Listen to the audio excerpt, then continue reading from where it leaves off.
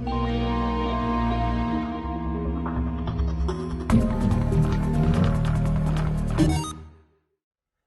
what is going on, everybody? Jermuck here with a Team Fortress 2 gameplay commentary. Gonna be covering something on the Man vs. Machine update, something that I've been having a lot of fun with the last couple of hours, and I had to just make a video on it because it is just so goofy. It is a certain particular setup you're going to run with as the Scout. The choice of scattergun is not really the big issue here. What is the issue is making sure you have the sun on a stick. The Bonk Atomic Punch, I was just doing some testing with it, so that is not anything to be concerned with, just the sun on a stick, and I guess the Babyface's blaster, we'll talk about that. If you saw on the previous screen, I had the movement speed increased. I had it by 20% at that time. I tried to get it to 30% to negate the downside of the Babyface's blaster. As we all know, it makes you slow down by 35%, so having that enabled, you will negate the minus 35%. Well, you're still going to have minus 5% movement speed, but you'll move around somewhat normally as a Scout with the blaster. But the reason why you have this thing on is to get the crazy running speed to use the sun on a stick. Now, I need to be very clear about this. You can only do this setup if there is a pyro on the team.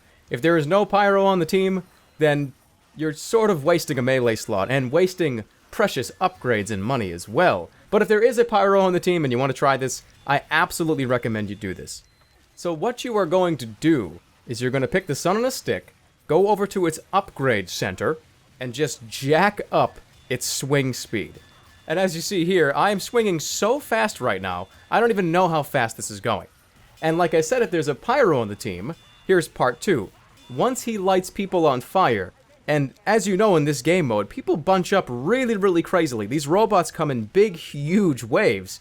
So if they're all on fire, you use the movement speed from the Babyface's blaster, and you just start smashing people.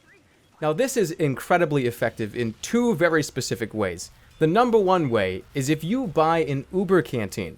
That's one of the big things. If you have a couple of Uber canteens on you, wait till the pyro lights one of these big giant heavies or big giant soldiers on fire.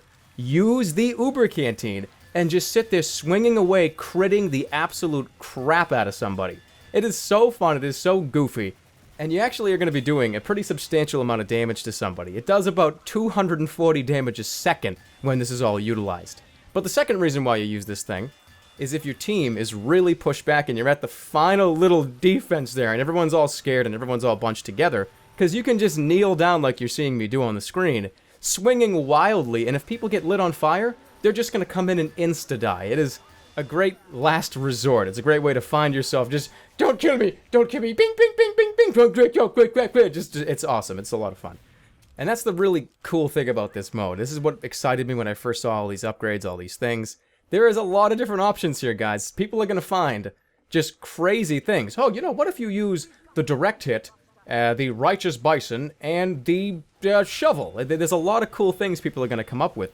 I was actually talking to Boo about a certain thing he wanted to try, which is the Crusader's crossbow. Just max out the attack speed, max out all the stuff on it, so it's just a rapid-fire heal hurt gun, and it's just, that's the stuff I love. I love having those kind of conversations with people, love hearing about different cool setups and stuff. So in the comments section of this video, leave me an interesting setup, whether it's certain amount of attack speed, certain amount of buffs.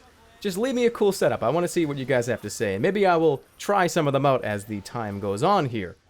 And speaking of items and speaking of character customization and all that jazz, I want to bring up, in the last video I said that you can upgrade every single item in the game, and that is just not true. There is actually a few items that you cannot upgrade, but most of the items you can.